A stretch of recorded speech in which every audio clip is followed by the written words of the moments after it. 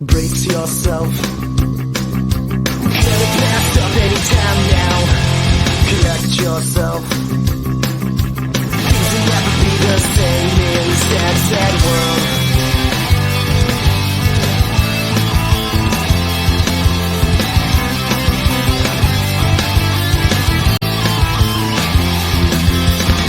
Around a lot a bit, trying to make the pieces fit to a puzzle with a million missing pieces. When I'm feeling fine is when I discover that I'm afraid to blow my cover, and there's something very wrong with this. So sit back in your hole. Good morning, everybody. Good to be with you today. Before we get into today's reading, I want to give a little bit of historical context and introduce some important authors to you. Some of this will be review, and then you'll be hearing of some of these folks, for many of us, for the first time. So if you go back to the year 401 AD, so 1623 years ago, did I do that math right? I did not. I did not do that math right. Yes, I did. No, I didn't. And no, I didn't. Somebody do that math for me at some point. Is when the Romans pull out of Britain. The city of Rome falls in 476 AD, and that's the end of the Western Roman Empire. But in Britain, Roman rule ended 75, I did that math right, 75 years before that. It's in the mid to late 400s, possibly crossing the year 500, depending on what source you look at, is the life of Arthur. And so as we're exploring this story over the next few months, in the back of your mind, know that that's when this story is set. It's set in Britain in the 400s. But the world building that the authors do, they create a version of Britain in the 400s that looks a lot more like the 1200s than it does the 400s. So they imagine Arthurian society to be sort of a glorified version of their own, massive stone castles, and most importantly, knights in steel armor and feudal system and codes of chivalry. All those are really later developments that the authors are projecting back into the time of Arthur in the 400s. Through the 500s and 600s, that's when the demographics of Britain are greatly changed by settlement of Saxons, Angles, and Jutes from Germany. That historically, that is part conquest and part just mass immigration. So it wasn't, though the Arthurian stories really present the Saxons as violent and bloodthirsty and invading, and there's truth to that in the 400s. The shift of British population to become Anglo-Saxon wasn't the result of a genocide. It was largely just a result of people moving and settling. We get into the 700s is the oldest mention of Arthur that still remains. That's the one that it's describing this other warrior named Gwarder, who the poet realized kind of rhymes with Arthur, and so the line is, but he was no Arthur.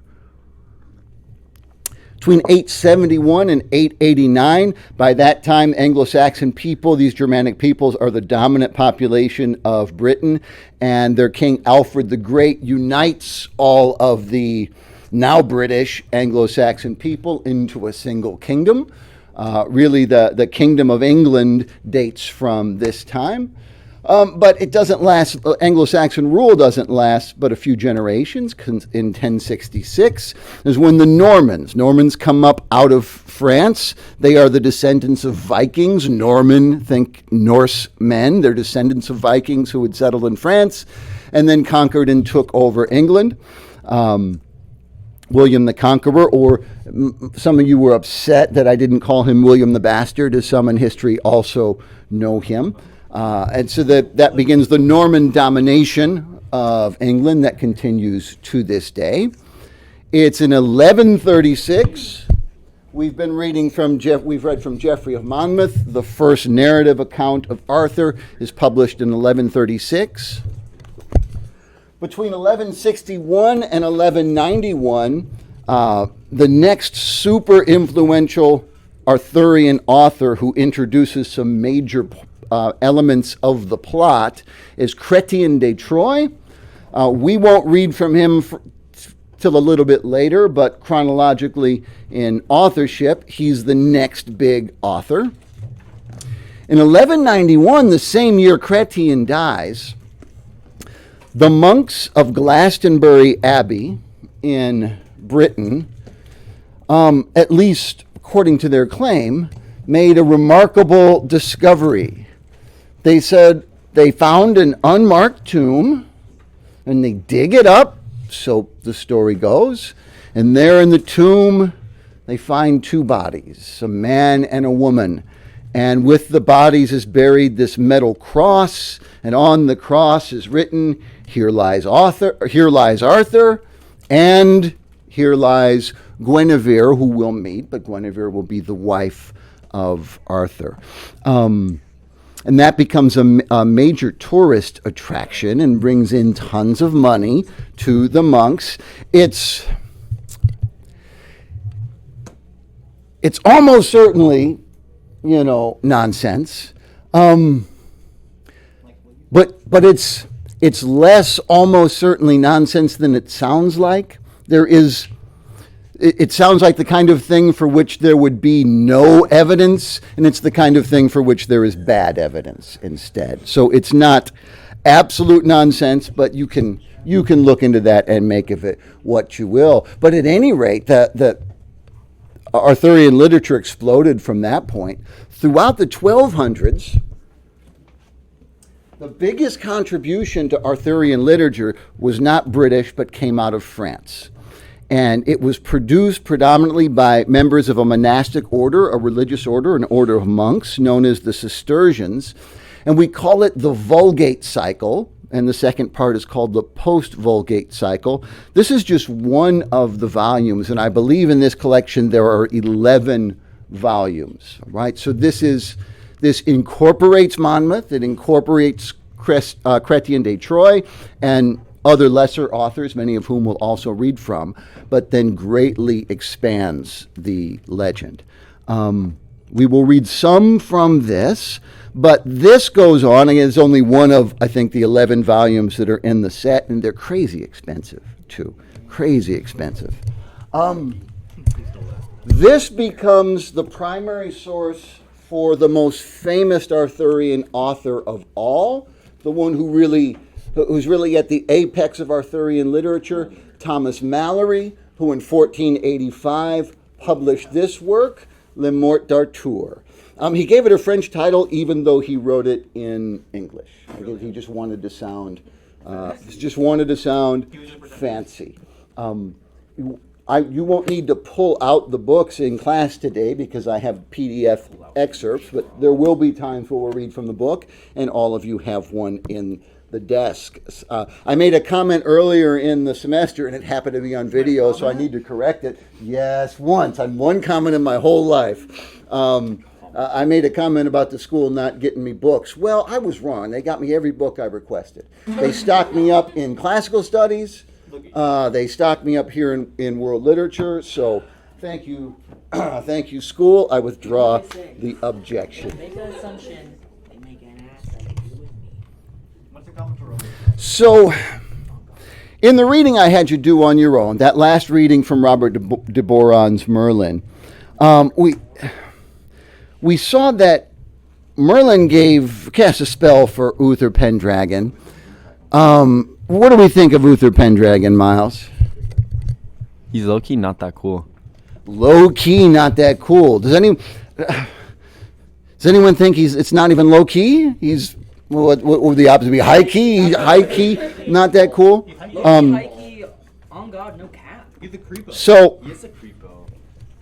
So Merlin casts a spell so that he looks like the Duke of Tintagel, specifically so that he can sleep with the wife of the Duke of Tintagel, Igraine. Why? Because he really wants to. And Merlin foresees, well, the child produced of this union is going to be great, is going to be this savior figure for Britain. So Merlin casts the spell. Uther goes in, sleeps with Igraine. She thinks she's sleeping with her husband, and she does become pregnant, and we know that that child is going to be Arthur. It's not uncommon for great legendary figures, and it's fair to call Arthur a legendary figure, even though there is probably a real historical man behind him. It's not uncommon for legendary figures to have miraculous birth stories. And Rat Maggot, come join me. Come join me. None of these are miraculous. They're all like awful. So last week, Rat Maggot picked up on a parallel between this story and one we had read earlier. Rat Maggot, tell me what that's all about. Alexander? Yeah. I don't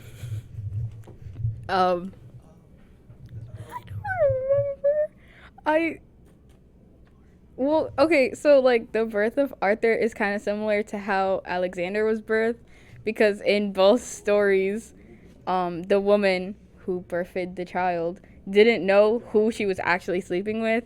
In Alexander, Olympias thought it was a god that she was making a child with, and in this one, Igraine thought it was her husband, and both times were influenced by magic.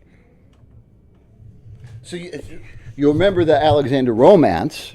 So it's written, thank you, Rat Magnet, some 1,300 years before Geoffrey of Monmouth writes. But Geoffrey of Monmouth is still carrying on the literary tradition that we get from the Alexander romance, where the wizard, this time he casts a spell on himself. At least Merlin didn't take, I don't know if that's an at least or not, but Merlin at least wasn't motivated because he wanted to sleep with Igraine. But Alexander in the romance is formed in a similar circumstance, through magic and through deception.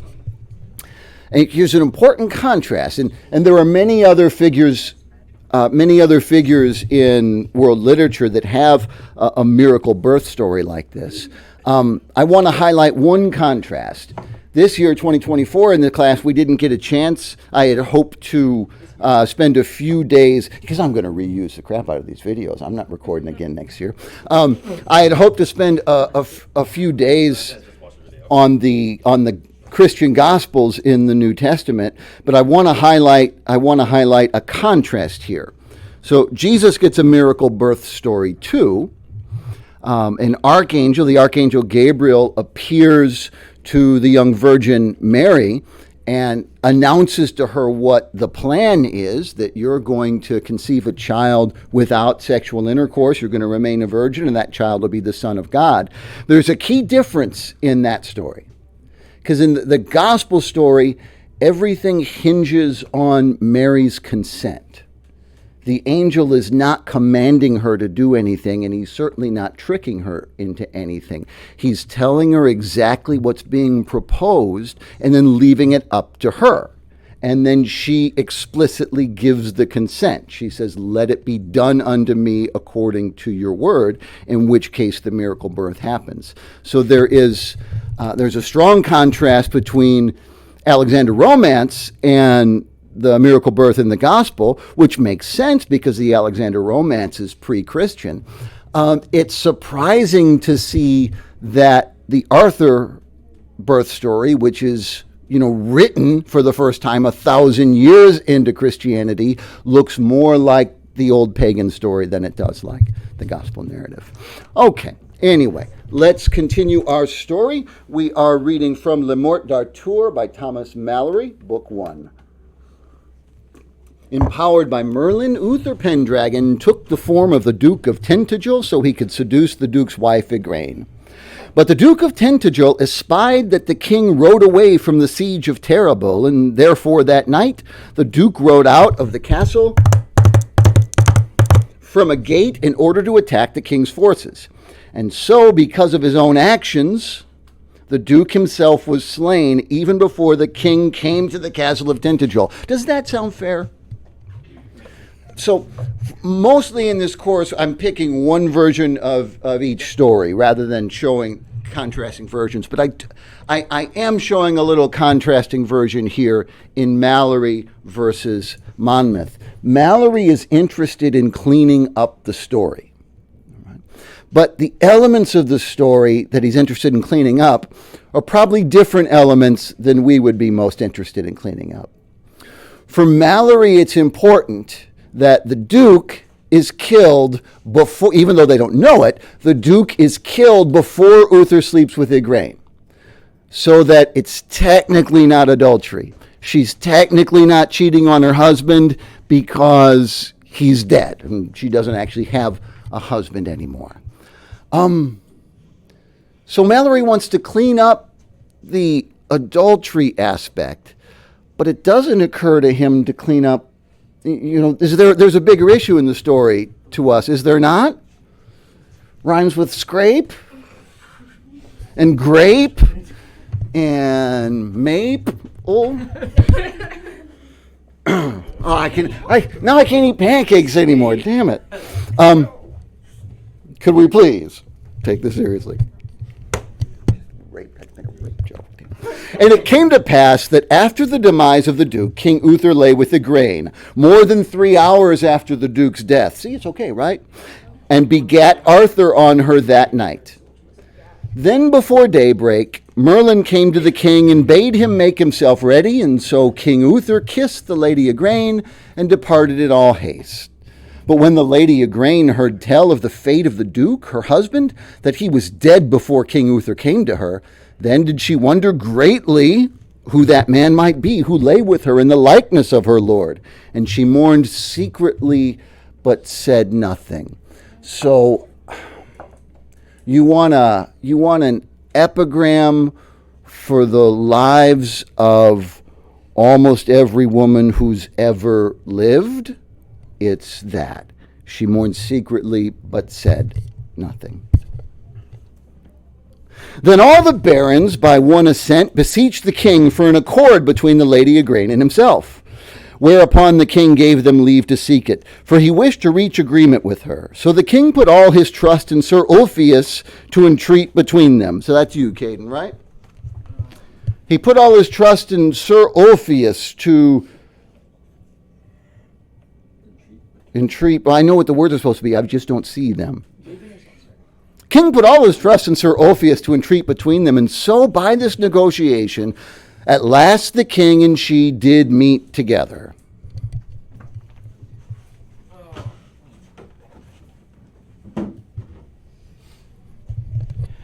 Now will we farewell. Our king is a handsome knight and wifeless, and my lady Igraine is an exceedingly beautiful lady. It would be a great joy unto all of us if it would please the king to make her his queen. Under that suggestion, they all agreed, and they presented it to the king. And anon, like a lusty knight, he assented thereto with all good will. So in all haste they were married on a morning with great mirth and joy. Then King Lot of Lothian and Orkney wedded Morgause, who is a daughter of Uther, who later was Sir Gawain's, she's a daughter of Igraine, it just says right there. I'll just shut up and read. Wedded Morgause, who later was Sir Gawain's mother, the first daughter of Igraine and the Duke of Tintagel. And King Nentres of the land of Garlot wedded Elaine, who was the second daughter. All this was done at the request of King Uther. And the third daughter, Morgan Le Fay, was sent to school in a nunnery. And there she learned so much of enchantments that she was a great scholar of necromancy. What's necromancy? Magic of the dead. The magic of the dead. Spells communicating to the dead. So the convent where she is raised and taught, the nuns are up to a little bit more than, prayer and fasting. Yeah. And after Morgan Le Fay was wedded to King Uriens of the land of Gore, who was the father of Sir Ewan Le Blancheman. Oh, by the way, when there's French, I'm terrible. I'm terrible at French pronunciations. Okay, Tyler asked, when am I not terrible? To which I respond, shut it, Tyler. King of the land of Gore. Shut it, Caleb. Oh, King of the land of Gore, yes. Who else? Shut it, Regina. Who else? I got shut-its. I got shut-its to go around. Shut it. Shut it. Then Queen Igraine's belly grew larger day by day. She's like me. And so it befell within half a year, as King Uther lay beside his queen, he asked her. So I'm gonna need Uther and Igraine. Deshauna? So King Uther asked her, by the faith she owed to him. This is a scoundrel. She asked her by the faith she owed to him, who fathered the child within her belly. So then she was sorely abashed to give an answer. Be not dismayed, but tell me the truth, and I shall love you all the more by the faith of my body.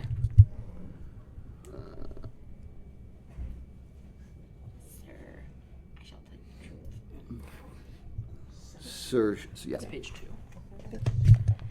Sir, I shall tell you the truth. The same night that my lord was slain, at the very hour of his death, as his knights did record, there came into my castle of Tintagel a man very much like my lord in speech and in countenance. And he had two knights with him in the likeness of the duke's two knights, Sir Bratisai and Sir Jordanus. So I went to bed with him, as was my obligation to my lord. And that same night, as I shall answer unto God, this child was begotten upon me. That is the truth, as you say, for it was I, myself, who came in his likeness, and therefore do not dismay, because I am the father of this child. And then he told her all that had befallen, and how it was by Merlin's counsel. Then was the queen overjoyed. You think Mallory's reading women's experience very accurately here? Then was the queen overjoyed when she knew who was the father of her child. So it seems to me that overjoyed is clearly not a realistic analysis of what she's feeling. Despite the betrayal, she may very well be relieved because of the suspicion that she had committed adultery would have opened up the possibility for her to be a total outcast in society with no options. There aren't career opportunities for women outside of a convent, outside of being a nun in the Middle Ages, and adulteresses are not welcome to become nuns. So despite the fact that she's just learned that she is essentially married to her rapist, this is still, in that scenario, it's tragic. Remember the line, Mallory's accidentally insightful line, she mourned in secret all the rest of her days. That was the plight of the women of the time. I forgot where that sentence was going, but I feel like I've made enough of a point. Anyway, thank you, Igraine, for now. Anyway, yeah, it'll be a while. Soon thereafter came Merlin to the king, and he said, Sir, you must provide for the upbringing of your child. As you wish, so be it. Hold for a second. Wait, no, don't hold for a second. Continue.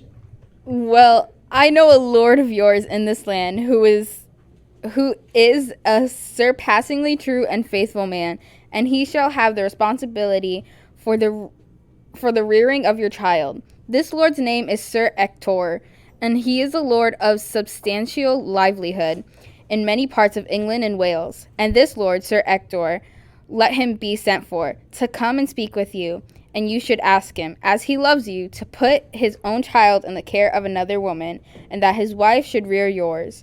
So when your child is born, let him be delivered to me at yonder gate, unchristened. And so as Merlin arranged, was it done. And when Sir Ector had come, he vowed unto the king to raise the child as the king desired. And then the king granted Sir Ector great rewards. Thus, when the lady Igraine was delivered of child, the king, you two can have a seat for, or no, wait, you have a seat for a minute. Thus, when the lady Igraine was delivered of child, the king commanded the 2 knights and 2 ladies to take the child, covered in a cloth of gold. And the king said, Deliver this child to the poor man you meet at yonder gate of the castle. Okay, before we move on in the reading, we're going picking back up in the reading. So the child was delivered to Merlin, and he carried, not Sir Ector, and he carried it forth unto Sir Ector. And he had a holy man christen him, and he was named Arthur. And thus Sir Ector's wife suckled the baby with her own breast. But then within 2 years, King Uther fell sick from a grievous malady. And in the meanwhile, so on lead Merlin and Uther, and in the meanwhile, his enemies now rose up against him and fought a terrible battle against his men and slew many of his people. Sir, you cannot lie there as you do. You must go to the field of battle, even though you ride upon a horse litter. For you shall never have the better of your enemies unless your person is there, and then you will have the victory over your adversaries. So it was done as Merlin had suggested, and his warriors carried the king forth upon a horse litter, accompanied by a mighty host against his enemies. And at St. Albans there did the king meet a great army of the north. And on that day Sir Ulfius and Sir Brastias accomplished many heroic feats of arms. And King Uther's soldiers overcame the northern forces, and slew many people, and put the remnant to flight. And then the king returned unto London, and celebrated his victory with much joy and merrymaking. But then the king fell gravely ill, so that for 3 days and 3 nights he was without speech. Whereupon all the barons were deeply sorrowful, and they asked Merlin what counsel was best. There is no remedy. God will have his way. But look, you barons, appear before King Uther tomorrow, and God and I shall make him speak. So on the morn all the barons and Merlin came before the king.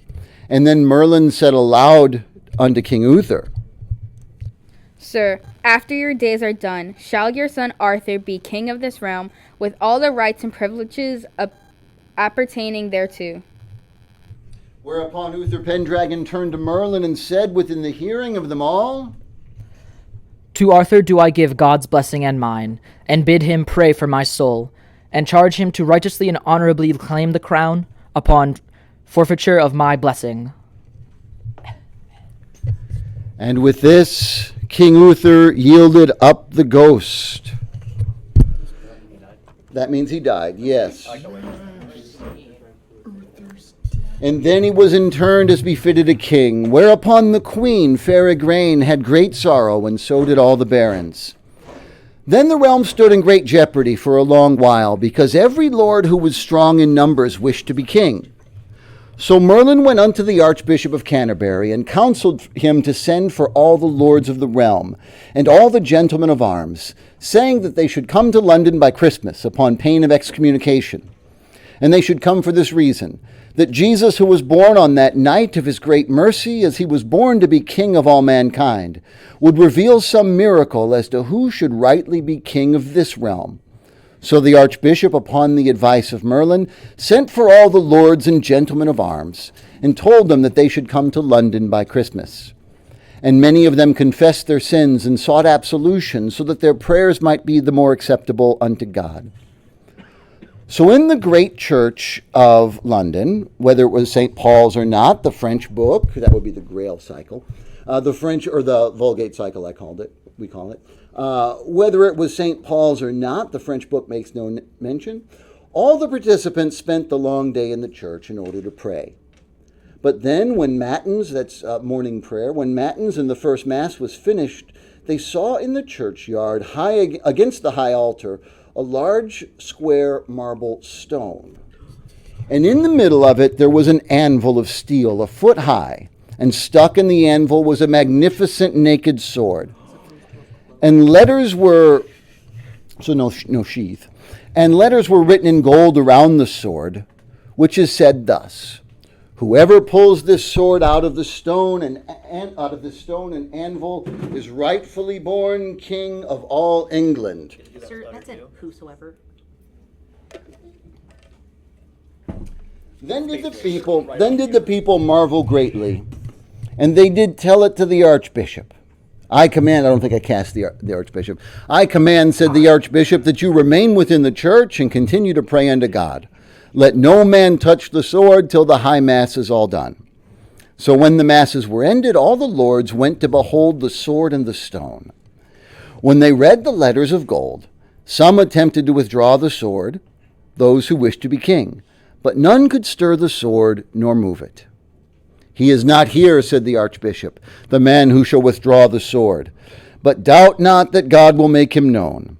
And this be my counsel, that we select 10 knights, men of good repute, and that they guard this sword. So it was thus ordained. And then was there made a general outcry that every man should essay it who wished to win the sword. And upon New Year's Day, the barons decreed a joust and a tournament, so that all the knights who would joust and ride there could sport and play. And all this was commanded in order to keep the lords together for the common good, because the archbishop trusted that God would make the man known who would attain the sword. Thus, upon New Year's Day, when the service was done, the barons rode into the field, some to joust and some to sport. And so it happened that Sir Ector, who possessed much land about London, rode unto the jousts. And with him rode Sir Kay, his son, who had been made a knight at the previous All Saints' Day, and young Arthur, who had been reared as his brother. But as they rode toward the jousts, Sir Kay did not have his sword, for he had left it at his father's lodging. So Sir Kay prayed young Arthur to ride for his sword. I will do so. If you didn't guess, I'm all-time Arthur. I will do so, said Arthur, and then he rode fast to fetch the sword. But when he came home, the lady and all the household were gone to witness the jousting. Then Arthur was angry, and he said to himself, I will ride to the churchyard and take the sword that sticks in the stone, for my brother Sir Kay shall not be without a sword this day. So when he came to the churchyard, Arthur alighted and tied his horse unto the fence. Then he went to the tent, but he found no knights there, for they were all jousting. And thus he took the sword by the handle and easily and swiftly pulled it out of the stone.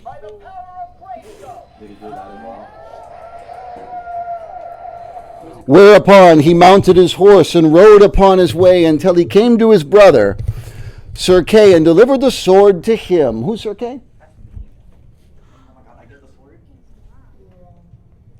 And as soon as Sir Kay saw the sword, he knew well that it was the sword of the stone. And so he rode to his father, Sir Ector, and said, Sir, lo, here's the sword of the stone. Where's Ector? Father. Read the line again. Papa.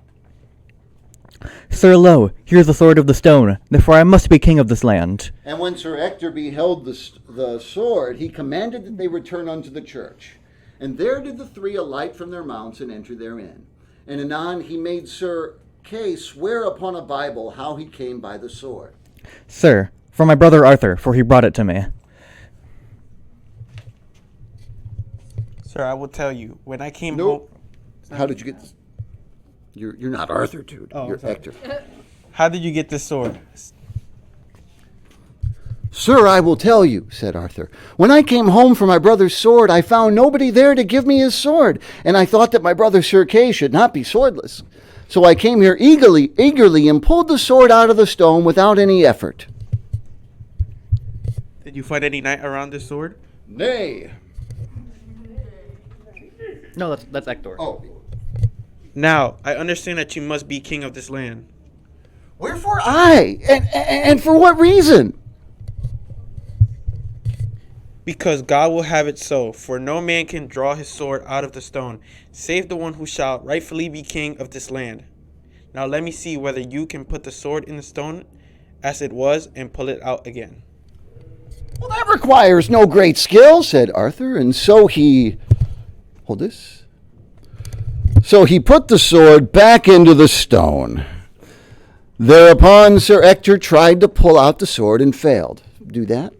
Try to pull the sword out. You can't, though. Oh, I just lost myself. Just tell him to pull the sword out. Oh, yeah. Just tell him to pull the sword out. Pull the sword out. And anon Sir Kay pulled at the sword with all his might, but it was not to be. Now tell me to do it. Pull the sword out. I will do so.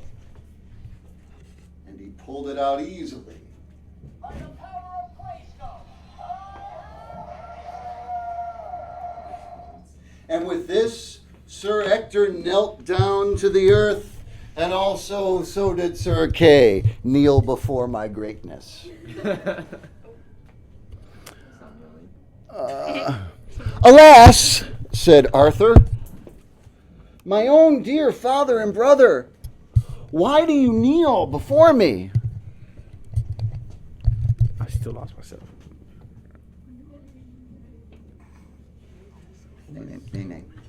Nay, nay, my lord Arthur. It is not so. I was never your father, and I am not even kin of your blood. But now I know well that you are of a higher blood than I believe you to be. So I was making a stupid joke while Levi was reading, but there Arthur is learning for the first time that the man who raised him is not actually his father. I am not your father. Yes. And then Sir Ector told Arthur all of how the baby was entrusted unto him in order to raise him, and by whose commandment, and by Merlin's deliverance. Whereupon Arthur was sorely distressed when he came to understand that Sir Ector was not his father. Sir, will you be my good and gracious lord when you are king? If I'm not, then I would be worthy of blame. For you are the one man in the world I am most beholden to, and also to my good lady and mother, your wife, who had fostered me and kept me faithfully as her own. And if it is ever God's will that I be king, as you say, you have just to request of me what you wish me to do, and I will not fail you. God forbid that I should fail you. Sir, I ask no more of you, but that you make my son your foster brother, Sir Kay, steward of all your lands. That shall be done, and more by the faith of my body, that no man shall hold this office but he, while he and I live. With this they went unto the archbishop, and told him how the sword was obtained, and by whom. And on the 12th night all the barons came here. So just clear out of the way Ector and Kay for the time being, probably for the rest of the day. And on the 12th night, all the barons came there, and those who wished to. So let me get. What? Oh, okay. So you'll be having your starring role tomorrow. That's all the time we have for today. We'll pick up from there tomorrow.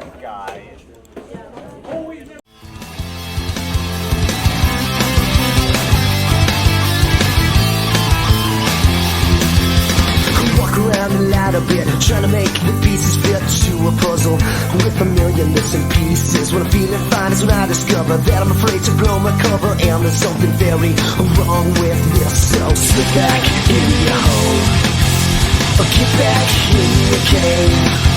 If I'm going down, I'm taking someone with me.